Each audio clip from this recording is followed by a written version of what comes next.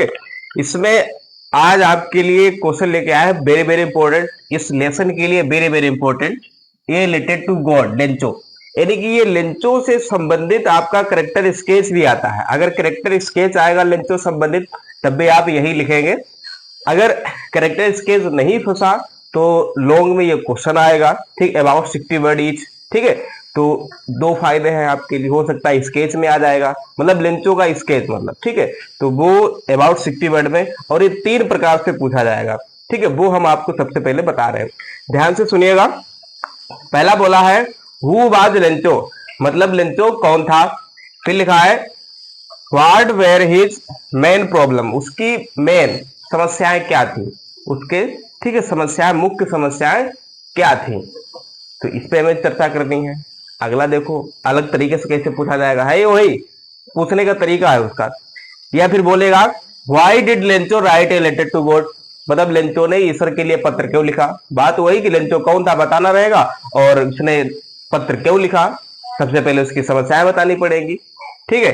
फिर तीसरा क्वेश्चन है जो हम लिख रहे हैं, उसका ध्यान से देखिए। तीसरा क्वेश्चन वो भी एक ही बात है, ठीक है, अदर अदर तरीके से पूछेगा, ठीक है, किस किस तरीके से ये पूछेगा वो हम आपको बता रहे हैं, ठीक है। सबसे पहला जे कि व्हाट सर्कमस्टेंसेस फोर्स्ड, ठीक है, Lencho to seek help from God, ठीक है, मतलब कौन सी ऐसी परिस्थितियां थी लेंचो के लिए, मतलब कौन सी ऐसी समस्याएं परिस्थितियां आ गई थी जिन्होंने लेंचो को पत्र लिखने के लिए मजबूर किया, जिन्होंने लेंचो को पत्र लिखने के लिए मजबूर किया, ठीक है। बात तो एक ही है, ठीक है, ठीक है। चाहे हम कहें कि who was Lencho, what were his main problems, या हम कहें कि why did Lencho write a letter, उसने लेटर क्यों लिखा, तो वही समस्याएं बतानी पड़ेगी तभी तो लेटर लिखा। या फिर हम कहें कौन सी ऐसी समस्याएं थी, कौन सी ऐसी परिस्थितियां आ गई थी जिससे लेंचो ने पत्र लिखा था, तो बात वही है, ठीक है। तो इसका जो अलग तरीके का है, यानी कि वही हम दिखाने जा रहे हैं। और दूसरी बात यह है कि ये तीनों क्वेश्चन सेम टू सेम है। अगर इससे संबंधित करेक्टर स्केच आ जाए लेंचो का तब भी आप वही लिखेंगे। अगर तीनों में से कुछ भी पूछे, वही जो हम लिखाने जा रहे हैं वही आप लिखेंगे, ठीक है। तो मेन लिख रहे हैं यहाँ पे, आप भी लिखिएगा। What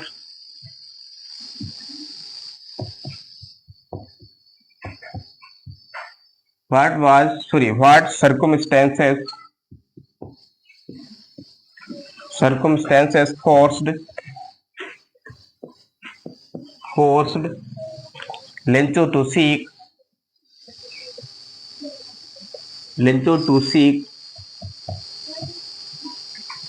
Lencho to seek help from God, help help from God, ठीक है। फिर से एक बार रिपीट कर दें, देखिए अगर हम कहें कि who was Lencho, what were his main problems, एक ही बात है। अगर हम कहें why did Lencho write a letter, उसने पत्र क्यों लिखा, तब भी वही आंसर लिखेंगे, ठीक है। अगर हम कहें कि लेंचो का कैरेक्टर स्केच लिख रहा है तब भी वही बात रहेगी। अगर हम कहें what circumstances forced Lencho to seek help from God, ठीक, किन किन परिस्थितियों ने लेंचो को पत्र लिखने के लिए मजबूर किया, ठीक है, या ईश्वर से मदद मांगने के लिए मजबूर किया, ठीक है। तो इसका आंसर आप लोग लिखिएगा, बाद में समझाएंगे। Lencho was hard working farmer,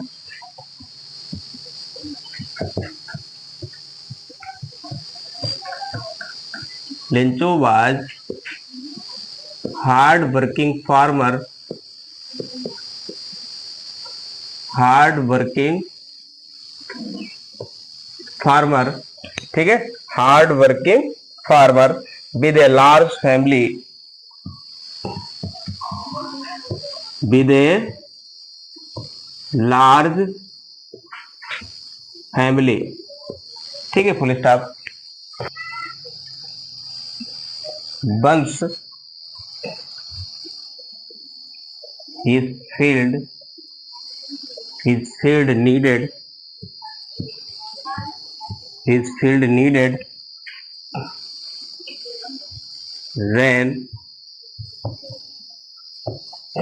rain but heavy hailstones hailstones hailstones destroyed her cornfield, destroyed his होगा हर नहीं, ठीक है, his cornfield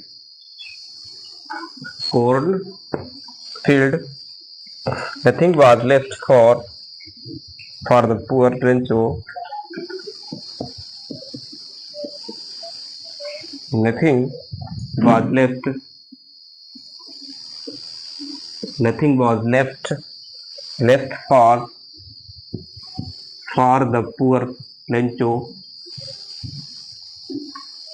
for the poor Rancho, and his family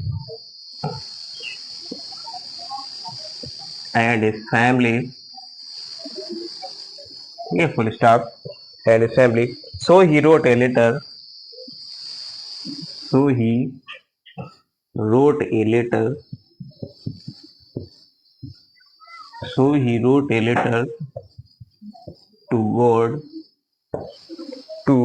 God asking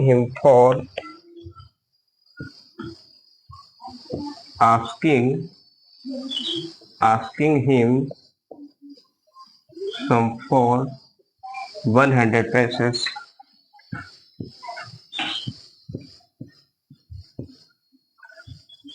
100 pesos, ठीक है।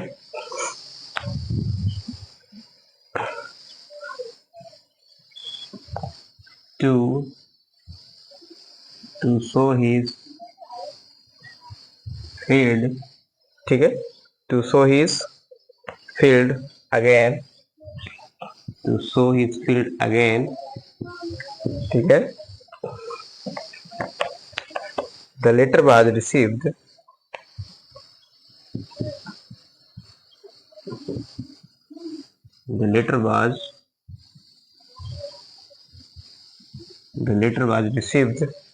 by a postman.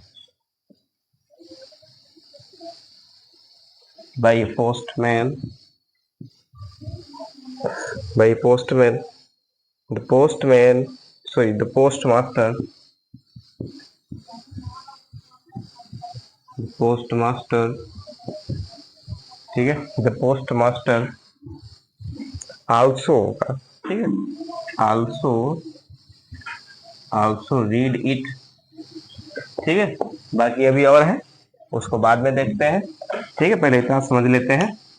जैसा कि हमने बताया है, इस क्वेश्चन को 4 तरीके से पूछा जाता है, very very important for board exam, ठीक है, 4 तरीके से। पहला क्या बोला था कि who was Lencho, what were his main problems, या फिर बोला जाएगा why did Lencho write a letter to God, या फिर बोला जाएगा यही वाला what circumstances force Lencho to seek help from God, ठीक है, या फिर आएगा कैरेक्टरिस्टिक्स ऑफ लेंचो, तब भी उसमें यही सब लिखोगे। लेकिन थोड़ा हमें यहाँ पे थोड़ा और बढ़ाना पड़ेगा, मतलब थोड़ा अपनी तरफ से मैटर बढ़ाना पड़ेगा, तो इस केस में थोड़ा और बातें लिखनी पड़ती हैं। तो इसमें देखिए, सबसे पहले वर्ड मीनिंग की तरफ चलते हैं हमेशा की तरह।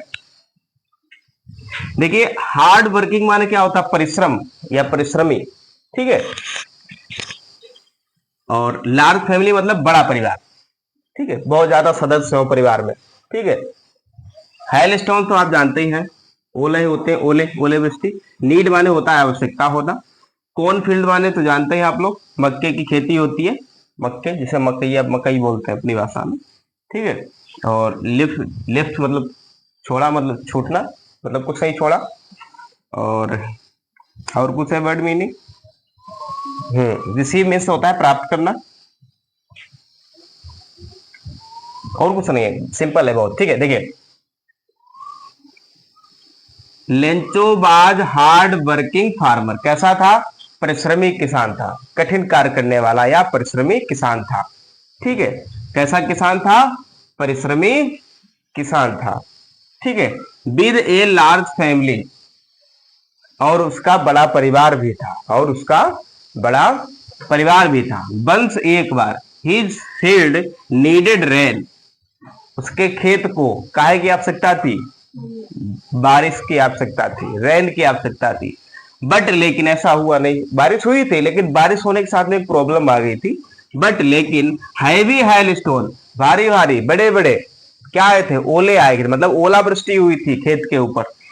इस ओले वृष्टि ने क्या कर दिया, डिस्ट्रॉयड, नष्ट कर दिया हिज कॉर्न फील्ड, उसकी जो मक्के की खेती थी उसको क्या कर दिया, उसने बर्बाद कर दिया। नथिंग वाज लेफ्ट, कुछ भी नहीं छूटा था या कुछ भी नहीं बचा। नथिंग वाज लेफ्ट, कुछ भी नहीं छूटा था या कुछ भी नहीं बचा था। फॉर द पुअर लेंचो, बेचारे लेंचो के लिए कुछ भी नहीं छूटा था, बेचारे लेंचो के लिए या गरीब लेंचो के लिए। एंड हिज फैमिली, और उसके परिवार के लिए, ना तो लेंचो के लिए कुछ बचा और ना ही तो बेचारे उसके परिवार के लिए।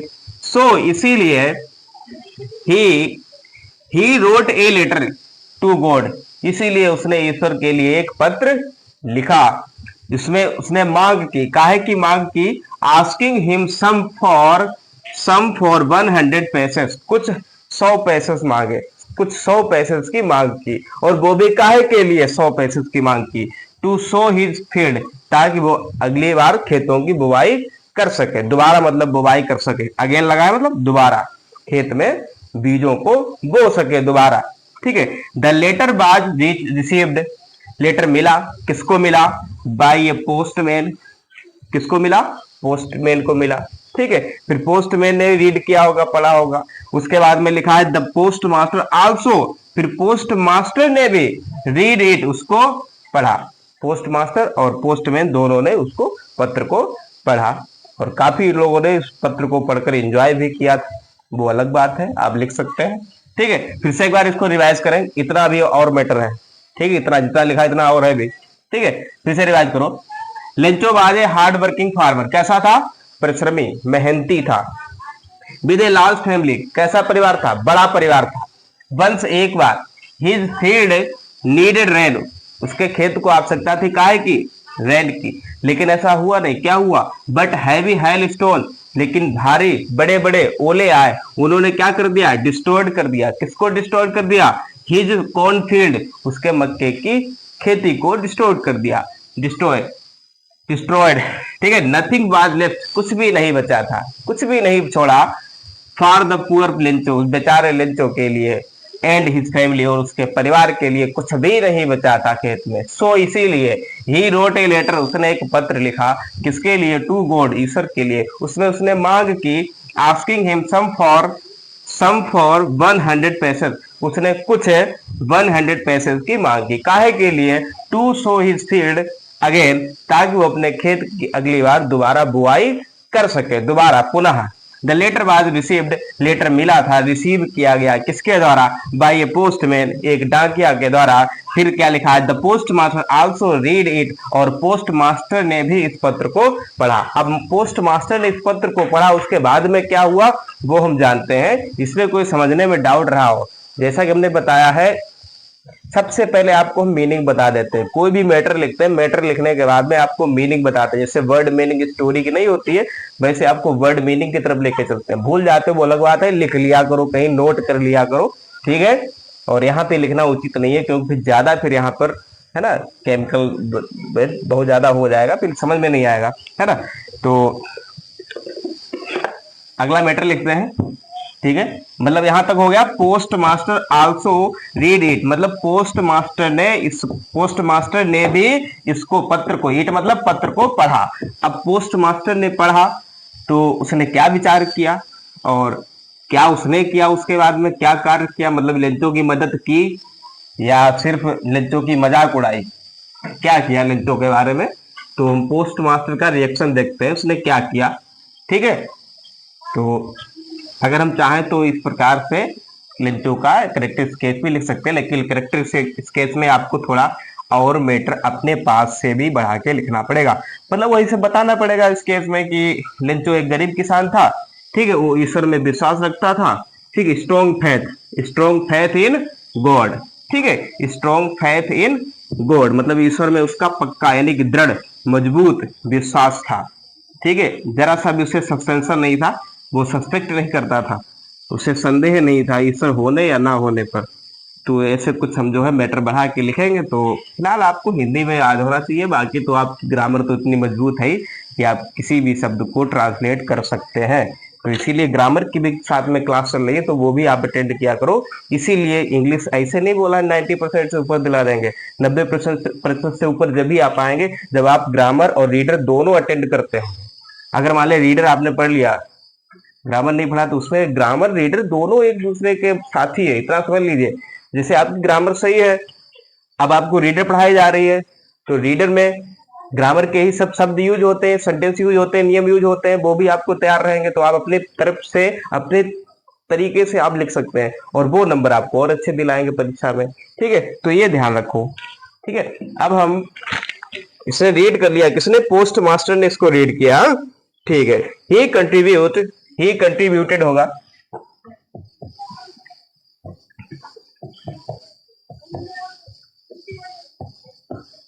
he contributed himself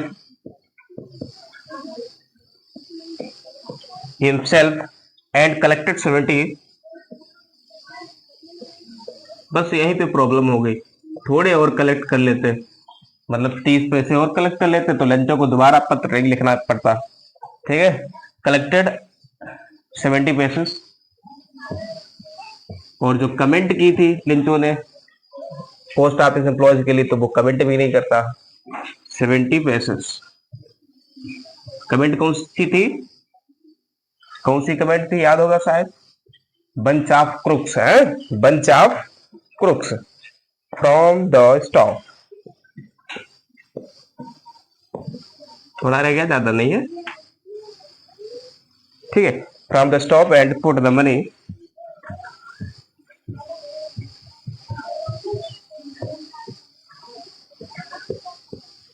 ठीक है, and put the money in an envelope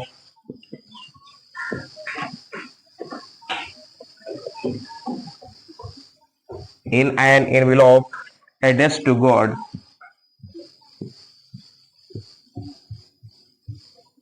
addressed to God। ठीक है, फुल स्टॉप। वही हमेशा की तरह वर्ड मीनिंग।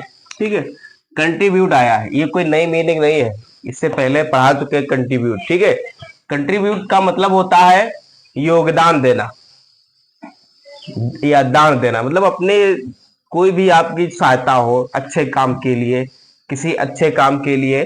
ठीक है, या किसी श्रद्धा हेतु कोई कार्य हो, जैसे कहीं मंदिर बन रहा है तो आप मंदिर में कुछ पैसा आप दे रहे हो, मनी दे रहे हो, या किसी बेचारे गरीब की मदद कर रहे हो, तो वो भी एक योगदान हो गया। अच्छे कामों के लिए आप पैसे, जो भी आप धन देते हैं किसी व्यक्ति को, तो वो आपका कंट्रीब्यूशन हो गया। क्या हो गया? कंट्रीब्यूशन। तो लेंचो से गरीब कौन होगा यहाँ पर? ठीक है, तो लेंचो यहाँ पे लिखा ही। अच्छा, जो ही आया है वो आपको बता दें, वो पोस्ट मास्टर के लिए आया है। लेंचो ही जो है वो लेंचो के लिए नहीं है, ये है पोस्ट मास्टर के लिए शब्द आया है। जो ही है यहाँ पर, ही पर्सन है, वो पोस्ट मास्टर के लिए पर्सन आया है, यानी कि पोस्ट मास्टर ने कंट्रीब्यूट किया है, यानी कि पोस्ट मास्टर ने कंट्रीब्यूट यानी कि उसने योगदान दिया है। तो ही कंट्रीब्यूटेड हिमसेल्फ, यानी कि पोस्ट मास्टर ने खुद अपने आप से, हिमसेल्फ मतलब खुद अपने आप से उसने योगदान दिया, मतलब कुछ पैसे दिए होंगे सैलरी से काट के। ठीक है, एंड और कलेक्टेड इकट्ठा किए 70 पैसे फ्रॉम द स्टॉप, और जितने स्टाफ में जितने लोग थे, कर्मचारी थे पोस्ट ऑफिस में, उन सभी से उनकी सहायता लेके, स्टाफ की सहायता लेके कितने कलेक्ट किए? 70 पैसे। कितने? 70 पैसे कलेक्ट किया। कलेक्ट करके क्या किया? एंड और पुट द मनी, उस पैसे को, ठीक है, रख दिया इन एन एनवेलप, एक लिफाफे में। ठीक है, एनवेलप का मतलब होता है लिफाफा, एक लिफाफे में उसको रख दिया। ठीक है, मनी को। और एड्रेस टू गॉड, किसके नाम पर? ईश्वर के नाम पर। ठीक है, किसके नाम पर? ईश्वर के नाम पर। मतलब ऐसा लग रहा है जैसे ईश्वर ने मतलब जवाब में रिप्लाई में भेजा हो, मतलब ईश्वर का नाम डाल दिया। ठीक है, ईश्वर की तरफ से। ठीक है, तो फिर से देखिए, कंट्रीब्यूट का मतलब होता है योगदान देना। ठीक है, एनवेलप मतलब लिफाफा होता है। फिर से एक बार रिवाइज कर देते हैं। ठीक है, ही आया किसके लिए भैया? पोस्ट मास्टर के लिए है। ठीक है। तो ही कंट्रीब्यूटेड हिमसेल्फ, पोस्ट मास्टर ने अपने आप खुद मतलब जो है योगदान दिया, सैलरी जो भी पैसा, एंड कलेक्टेड 70 पैसे, कितने एकत्र किए? 70 पैसे एकत्र किए। और कहां से एकत्र किए? फ्रॉम द स्टॉक, जो भी एम्प्लॉयज थे, ठीक है, जितने कर्मचारी थे पोस्ट ऑफिस के, उनसे सबसे थोड़ा थोड़ा हिस्सा लिया, सैलरी का एकत्र कर लिया। And put the sum money, sorry, and put the money in an envelope address to God, ठीक है, एक बंद लिफाफे में उस मनी को क्या कर दिया? रख दिया, ठीक, ईश्वर के नाम पर, ठीक है, मतलब ईश्वर का डिप्लोमा, ऐसा लग रहा है जैसे ईश्वर ने पत्र भेजा हो लेंचो को, ठीक, ईश्वर के बाकायदा नाम पता सब डाल दिया, ठीक है। तो उम्मीद करता हूं समझ में आ गया होगा। और पार्ट नंबर के लेके आएंगे कोई अदर क्वेश्चन। फिलहाल ये वाला लेसन आपका समाप्त होने वाला है, अच्छे से इसको रिपीट कीजिए। और मेरा कहना तो ये है, एक सजेशन आप एक और मानिए कि रीडर और ग्रामर ध्यान से देखिए, रीडर और ग्रामर, रीडर और ग्रामर इनका आपस में गहन संबंध है। अगर आप रीडर संभाल ले जाते हैं 50% और ग्रामर आपने नहीं संभाल पाई, ठीक, ग्रामर में आप नंबर लाए हैं 30%, तो कितने रह जाएंगे परीक्षा में? 80% ही रह जाएंगे। तो इसलिए कहते हैं दोनों पर ध्यान देना है, दोनों पर विशेष ध्यान देना है। तुम लोग सोचते हो पैसे वैसे बाहर डायरेक्ट डायरेक्ट बना ही लेते हैं, छोटे मोटे सेंटेंस बना लेते हैं। अब इससे काम नहीं चलेगा, परीक्षा में एक स्टोरी भी आती है, वो भी ज्यादा नंबर की आती है। अगर आपकी ग्रामर ठीक नहीं होगी, वो स्टोरी कैसे बना पाओगे? नंबर कम होंगे कि नहीं? नंबर कम होंगे, अवश्य कम होंगे। बहुत कुछ चीजें ऐसी हैं जो ग्रामेटिकल होती हैं, बहुत कुछ चीजें ऐसी हैं जो ग्रामेटिकल होती है, अगर आप क्लास नहीं अटेंड करते हैं तो वो आपके नंबर कम हो जाएंगे, ठीक है। तो मेरे हिसाब से तो जितना ही भूमिका ग्रामर की है वैसे रीडर की, तो रीडर ग्रामर 50-50% अपने हिसाब से आप उसको देखते रहिए। रीडर ग्रामर दोनों जब आपकी सही होंगी तभी आपके नंबर आएंगे 90% से ऊपर, ठीक है। बाकी मेहनत और लक आप पे डिपेंड करता है। और कमेंट में बताना क्या आपकी ओपिनियन है। धन्यवाद।